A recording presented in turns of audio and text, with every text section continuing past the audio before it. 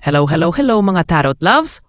Welcome sa Ren Soul Tarot Channel, ang inyong buwanang gabay mula sa baraha. Kung gusto mong malaman ang enerhiya ng darating na mga araw, mapa love, career at health man yan. Tara, silipin natin yan dito sa inyong paboritong tarot tambayan. Kamusta mga minamahal kong Aris? Welcome sa ating monthly health tarot reading, kung saan malalaman mo kung ano ang gabay ng universe pagdating sa kalusugan mo na yung buwan. Handa ka na ba? Tara, samahan niyo akong tingnan kung ano ang sinasabi ng mga baraha para sa iyo, Aris. Universe, kami po'y lumalapit ng may bukas na puso. Para sa mga Aris, idinadalangin ko ang kalusugan, katawan man, kaisipan o damdamin. Bigyan niyo po sila ng direksyon, ng babala kung kailangan, at ng pag-asa kung sila'y may pinagdadaanan. Naway ang mga card na ito ay magsalita ng tapat at may pag-unawa. Amen.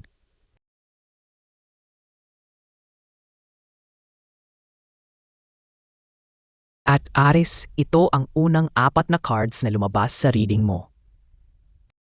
The Seven of Pentacles. The Seven of Cups. A Chariot. The Two of Pentacles.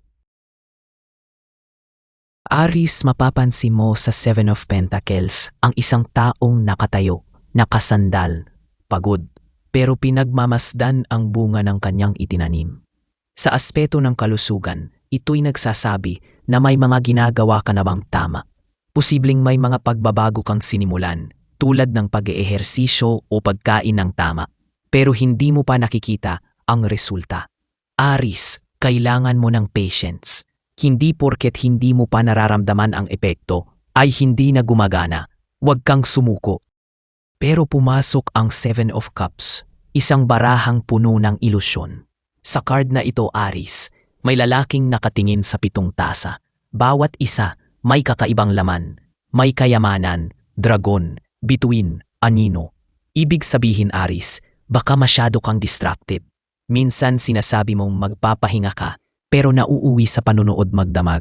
Minsan sinasabing magji-gym na ako, pero nauuna ang inuman. Ang Seven of Cups, Aris, ay babala. Hindi lahat ng healthy-looking options ay healthy talaga. Kaya mag-ingat sa mga mabilis daw ang effect, pero fake news pala. Ngayon, Aris, ang lakas ng mensahe ni The Chariot sa'yo. Isang mandirigmang nakasakay sa karo. Hawak ang kontrol sa 2 sphinx, isang puti at isang itim. Ito'y simbolo ng disiplina at direksyon. Ngayon, Aris, kung gusto mo talagang ayusin ang iyong katawan at kalooban, kailangan mong mag-take control. Hindi pwedeng minsan motivated, minsan hindi. Kailangan ng buong puso at buong isip. The Chariot is telling you, Aris, ikaw ang may control. Kung saan mo dadalhin ang katawan mo, doon talaga ito pupunta. At sa 4th card mo, Aris, Two of Pentacles. Sa card may isang taong nagja-juggle ng 2 pentacle habang may alon sa likod niya, tulad ng mga pagbabago sa buhay. Ito ay paalala sa iyo na ang balanse ay susi. Aris, baka sobra kang nakafocus sa trabaho, sa goals, o sa mga problema ng iba, kaya nakakalimutan mong alagaan ang sarili mo. Huwag mong isipin na selfish ang pag-una sa sarili, Aris. Paano na kapag bumigay ka na? Sino na ang tutulong sa pamilya mo? Ngayon, magdagdag pa tayo ng 4 na cards para sa iyo, Aris. Oops! Teka muna, bago tayo magpatuloy. Narito na ang ating mga best commentor of the week. Shoutout nga pala sa inyo. Ako Baby Sara, Sonia Pagirigan at Remedios Garcia. Maraming salamat sa walang sawang pagsubaybay at pag-comment. Kaya ikaw na nanonood ngayon, kung gusto mong ma-feature sa next video bilang best commentor, comment lang ng comment. Malay mo, ikaw na ang susunod na babatiin ko rito. Balik na tayo sa reading mo, Aris. God, Universe, kung anumang mensahe ang dapat naming marinig ngayon, lalo na tungkol sa kalusugan, ilabas mo na. Sana po, positive ang mga mensahe. Pero kung may paalalaman, tatanggapin po namin yan ng buong buo. Para sa mga Aris na pagod, nalilito o gusto lang alagaan ang sarili, eto na, para sa inyo to. 4 pang baraha ang ating kukunin bilang dagdag gabay para sa iyo, Aris. Tignan natin kung anong energy ang bumabalot sa iyong kalusugan na yon. The Three of Cups. The Queen of Swords. The Temperance. And Nine of Swords. Sa Three of Cups, Aris, makikita natin ang tatlong babae, nagtataas ng kanilang mga cups, nagdiriwang, nagkakaisa. Pero Aris, alam mo ba na ang tunay na kalusugan ay hindi lang sa katawan, kundi pati na rin sa koneksyon natin sa mga taong nagpapagaan ng loob natin. Itong card na ito ay paalala na huwag mong kalimutan ang halaga ng support system. Sa sobrang focus mo sa pagiging matatag, minsan nakakalimutan mong mag-reach out. Pero Aris, ang paggaling ay mas mabilis kapag may kasama kang tunay na nagmamahal. Dito pumapasok naman ang Queen of Swords, Aris. Siya ang reyna na hindi natatakot sa katotohanan. Sa kanyang kamay, hawak niya ang espada ng katwiran. At ito ang nagsasabi sa iyo, Aris, na oras na para alisin ang mga bagay o gawi na nagpapabigat sa kalusugan mo. Pagod ka na, Aris, at hindi mo kailangang itago yan.